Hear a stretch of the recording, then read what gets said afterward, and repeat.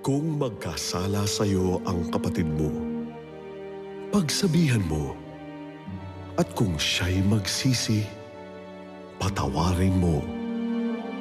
Kung 7 ulit siyang magkasala sa iyo sa maghapon, at 7 ulit ding lumapit sa iyo, at sabihin niyang, nagsisisi ako, kailangang patawarin mo siya.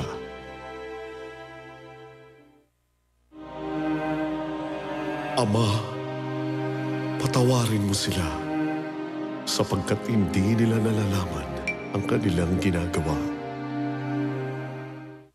Ako po si Vivian Anas at sa kasalukuyan isa po akong voluntaryo sa Nabotas Manpower Training Center. Naglilingkod po ako sa loob na halos ng 20 taon.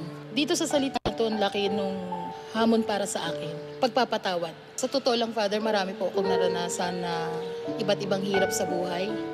Simula ng bata, na mga karanasan ng sakit, panlalait, pangungutya, paghuhusga sa loob ng pamilya ko, sa mismong magulang. Ichinismis din po ako ng sarili kong mga kaibigan, kasama.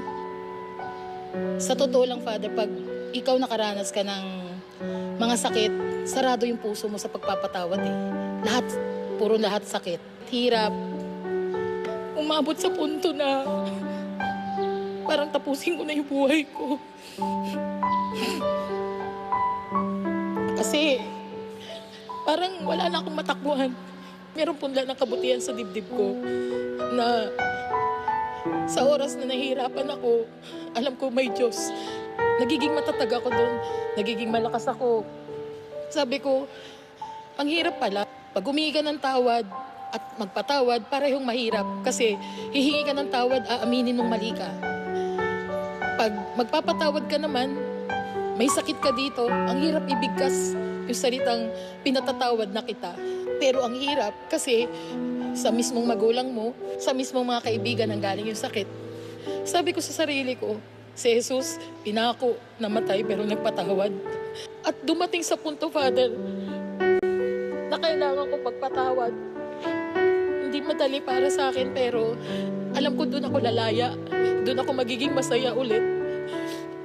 Hanggang sa isang araw, may taong namagitan para magkausap kami ng nanay ko. Tapos nagkasundo kami. Hanggang sa sunod-sunod na yung pagkakataon na balik na yung buti. Sabi nila, paano ko nagawa? Sabi ko, kailangan tanggapin mo muna sa sarili mo, nagkamali ka rin. At kailangan mo magbigay ng pagpapatawad. At isipin mo lagi si Jesus, na si Jesus mas matindi ang naranasan, pero nagpatawad. Hindi madali pag wala ang Diyos sa buhay mo eh. Hindi madali ang magpakabuti, Father. At ako, sabi ko sa sarili ko, nandun sa pag-amin at sa paghingi ng tawad, doon ako lalaya sa tulong ng Diyos. Lagi ko sinasabi rin sa mga taong nakakausap ko, lumapit ka, huwag kang magdalawang isip, huwag kang magduda. Ang biyaya ng Diyos sa akin, Father, yung kahit nandoon yung sakit, nakakatawa ko. Simula nung naranasan ko lagi sa Diyos yung pagpapatawad, binahagi ko yung biyaya na yun na mapatawad ko rin yung kapwa ko. Kung ang Diyos nagpatawad, inaanyayahan din niya tayo lahat na magpatawad din. Ama, patawarin mo sila sapagkat hindi nila nalalaman ang kanilang ginagawa.